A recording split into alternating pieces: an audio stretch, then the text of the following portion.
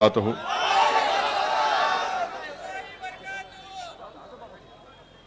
Dice पर बैठे हुए डिस्ट्रिक्ट सेक्रेटरी डीएमडी के जनाब अंबरसू साहब,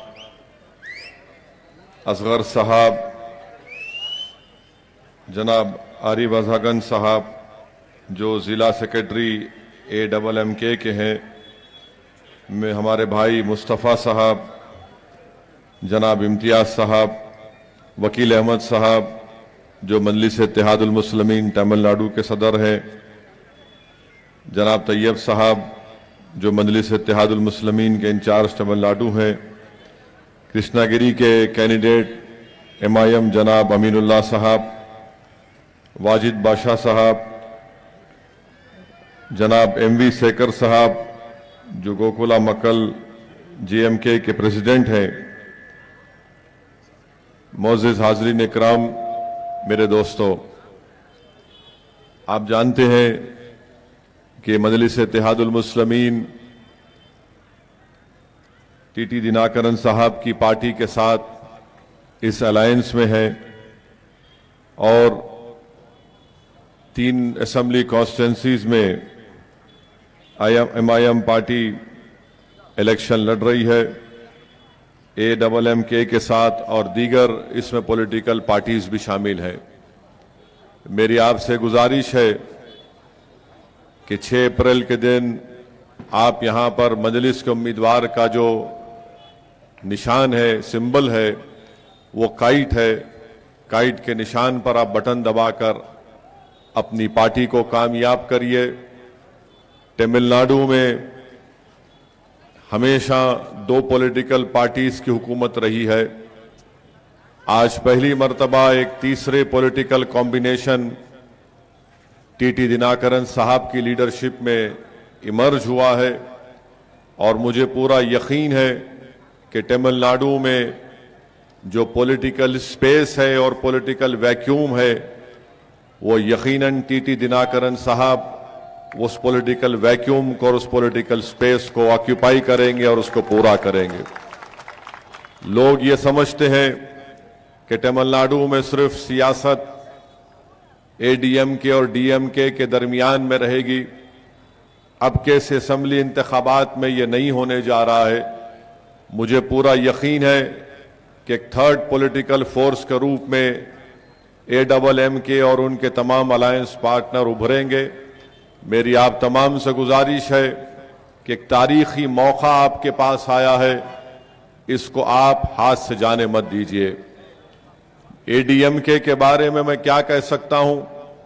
मैं पूछना चाहता हूं तमिलनाडु के चीफ मिनिस्टर से और BJP से जो तमिलनाडु के हैं। आज United nation human rights commission में श्रीलंका की गवर्नमेंट के खिलाफ एक रेजोल्यूशन मूव किया गया था, जिसमें यह कहा गया था कि श्रीलंका की हुकूमत ने श्रीलंका के तमिलियंस पर जुल्म किया। आज अफसोस के साथ कहना पड़ता है कि नरेंद्र मोदी की सरकार उस रेजोल्यूशन से एब्सटेन करती है। हम नरेंद्र मोदी से और ADMK से पूछना चाहते हैं, क्या ये आपकी तमिल अवाम से मोहब्बत है कि आप UNHRC के रेजोल्यूशन में आप एब्सटेन कर देते हैं और श्रीलंका के हुकूमत की तायीद करते हैं? और क्यों नरेंद्र मोदी और BJP आज के रेजोल्यूशन में अपने आप को एब्सटेन किया, जबकि इंसानियत का तकाजा यह है कि नरेंद्र मोदी की हुकूमत उस रेजोल्यूशन की तायीद करती, क्योंकि तमिल अवाम का श्रीलंका में उनका कत्लेआम हुआ, उनकी नस्ल कशी हुई, मगर नरेंद्र मोदी की हुकूमत ने श्रीलंका के प्रेसिडेंट और प्राइम मिनिस्टर की नई गवर्नमेंट की सपोर्ट किया एब्सटेन होकर, इसलिए कि BJP ये चाहती है कि नॉर्दर्न टर्मिनल का कॉन्ट्रैक्ट नरेंद्र मोदी के एक चाहने वाले चहीते को मिले। इसीलिए नरेंद्र मोदी की सरकार ने आज के रेजोल्यूशन में एब्सटेन किया। अफसोस के साथ कहना पड़ता है कि तमिल अवाम के साथ श्रीलंका में जुल्म हुआ, बजाय उसके कि जिन्होंने जुल्म किया आप उनके सपोर्ट में खड़े होते, आज बीजेपी ने इस वोटिंग से एब्सटेन करके बता दिया कि बीजेपी तमिल आवाम से मोहब्बत नहीं करती है। मेरे अजीज दोस्तों और बुजुर्गों, तीसरी बात जो मैं आपको खुलकर बयान करना चाहूंगा वो ये है कि हम पर इल्जाम लगाया जाता है, लोग हमसे सवाल भी करते हैं कि आपके इलेक्शन लड़ने से वोट का डिवीजन होगा।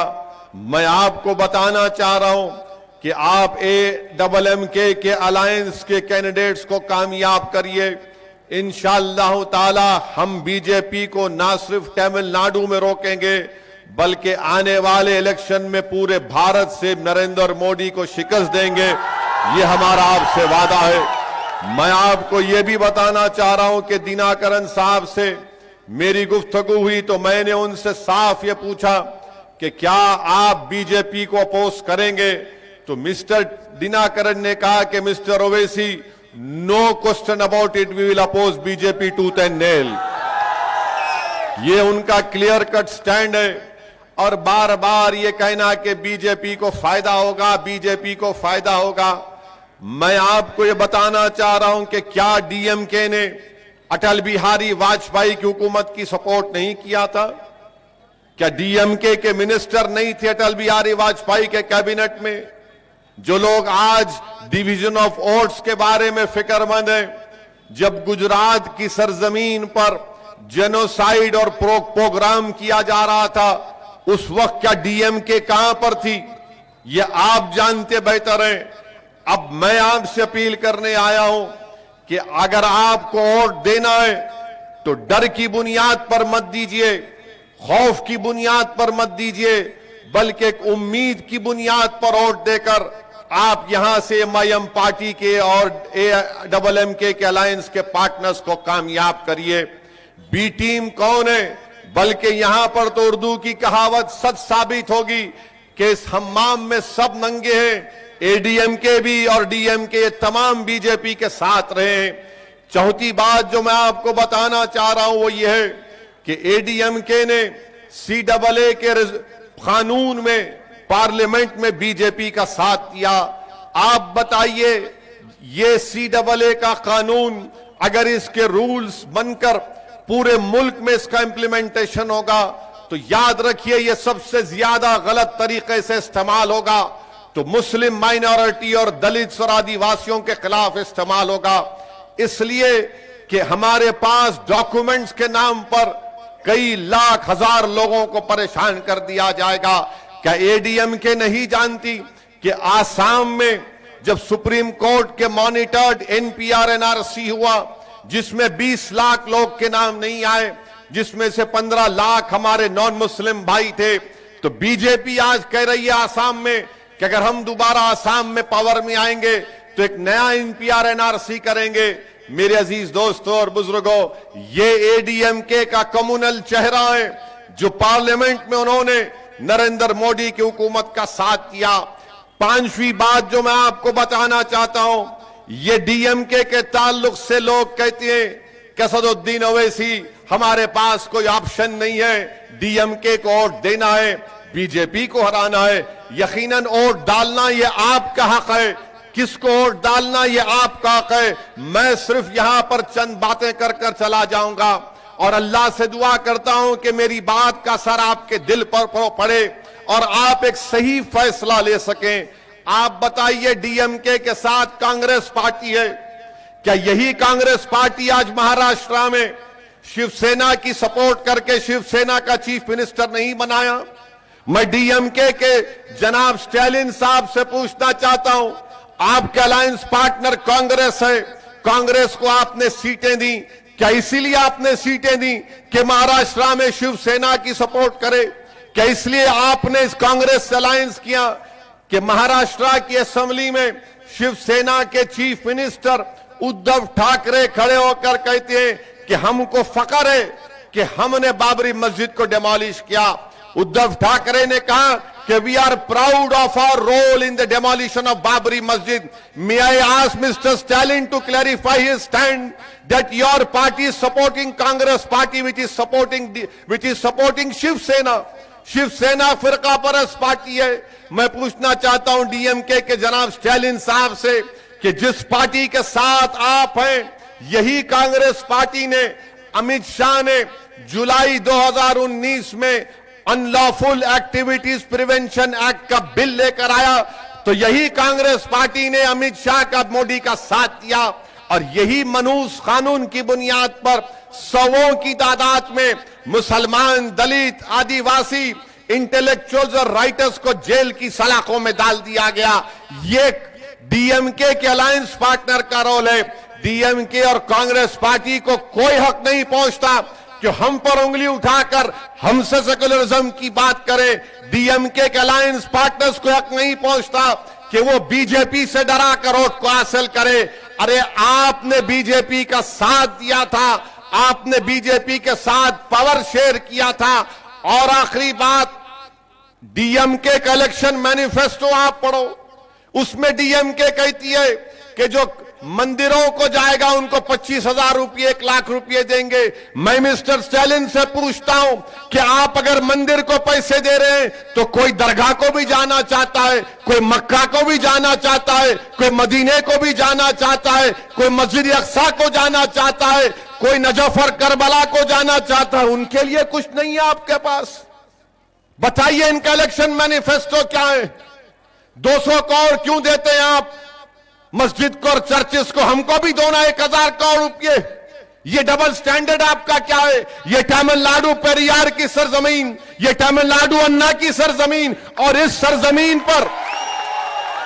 सरजमीन पर डीएमके का इलेक्शन मैनिफेस्टो इस तरह की बात करता है. और डीएमके के लोग कहते हैं कि हम हिंदुओं के खिलाफ नहीं है, हम ब्राह्मणों के खिलाफ नहीं है. अरे आप क्यों कहना पड़ रहा है आपको ये बात? क्यों कहना पड़ रहा है आपको ये बात?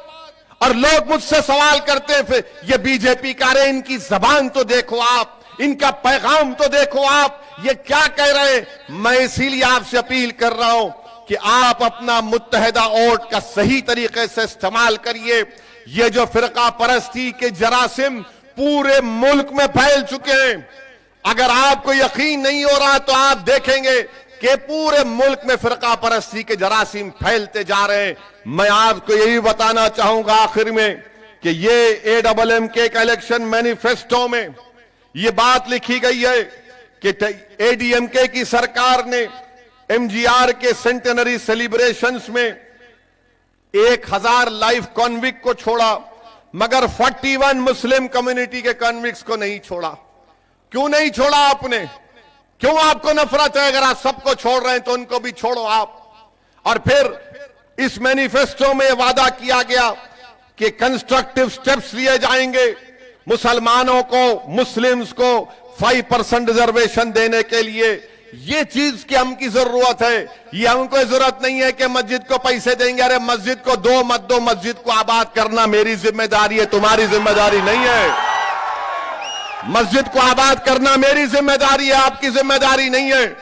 आप रिजर्वेशन दो हमको, स्कूल खोलो, तालीम याफ्ता बनाओ, बिजनेस में हमारा जो नुकसान हुआ उसमें मदद करो. ये कुछ नहीं करेंगे. मेरे अजीज दोस्तों और बुजुर्गों, यही चंद अहम गुजारिशात मैं आपके सामने रखना चाहता था और रख चुका हूं. बहरहाल इंशाअल्लाह ताला ये फिरका परस्त और मौका परस्त ताकतों को आपको अपने वोट से शिकस्त देना है. नरेंद्र मोदी की सरकार सिर्फ मुल्क में एक अक्सरियती तबके की सोच को लागू करना चाहती है. तो मैं आपसे सिर्फ यही गुजारिश कर रहा हूं कि अपने वोट का सही इस्तेमाल करिए. यकीनन हमको कम्युनल और फाशिस्ट ताकतों को शिकस्त देना है. अफसोस इस बात का है कि 6.5 साल में जब से नरेंद्र मोदी इस मुल्क के वजीर आजम प्राइम मिनिस्टर बने, कांग्रेस पार्टी कहां है? कांग्रेस पार्टी कहीं भी नहीं है. कांग्रेस पार्टी के सदर समंदर में कूदते हैं तीरने के लिए. अरे मोदी से मुकाबला करो तो समंदर में कूद जाते. पार्लियामेंट में नो कॉन्फिडेंस का मोशन आया तो जाके गले मिल लेते हैं उनसे. ऐसी होता देखो, अगर एक उम्र में शादी कर लेते दूसरों से गले नहीं मिलते थे. ارے کیا بتائیے آپ کیا ملک کو پیغام دے رہے ہیں؟ اب جب ہم یہ بات بولتے ہیں تو بولتے دیکھو انہوں ملے ہوئے ہیں، انہوں وہ کرے ہوئے، کوئی ملے ہوئے نہیں ہے. میں جینیون ہوں، 100% جینیون ہوں. ملے ہوئے تو تم ہو، تم ملے ہوئے ہو، تمہاری سوچ ملی ہوئی ہے. میرے عزیز دوستوں اور بزرگوں، آج ہر لیول پر بی جے پی یہ کوشش کر رہی ہے کہ ہمارے ملک کی جو خوبصورتی ہے اس کی ڈائیورسٹی ہے، ہمارے ملک کی خوبصورتی اس کا پلورلزم ہے، بی جے پی اس کو ختم کرنا چاہتی ہے. تعلیمی نصاب میں آج ہی میں دیکھا کہ تعلیمی نصاب میں ہسٹری میں جو دور تھا مغلوں کا اس کو کم کر دیا گیا. 57 کی جنگ آزادی کو ختم کر دیا گیا، بلکہ مہاتما گاندھی، سردار پٹیل اور بڑے بڑے مجاہدین آزادی کے رول کو کم کر دے رہی ہے بی جے پی. ایک کتابوں اور نصاب میں بی جے پی کر رہی ہے. پارلیمنٹ میں نے کھڑے ہو کر اٹھ کر سوال کیا تھا کہ نیشنل اوپن سکول میں اگر آپ رامائن اور بھگوت گیتا پڑھا سکتے ہیں تو قرآن اور بائبل اور گرو گرنتھ صاحب کو کیوں نہیں پڑھا سکتے؟ مگر بی جے پی ایک مخصوص پروگرام کو لے کر آگے بڑھ رہی ہے. میری آپ تمام سے گزارش ہے کہ متحدہ طور پر اپنے ووٹ کا استعمال کریے. مجھے یہاں سے وانیم باڑی کو بھی جانا ہے اور انشاءاللہ الیکشن سے پہلے پھر میں آپ سے آؤں گا.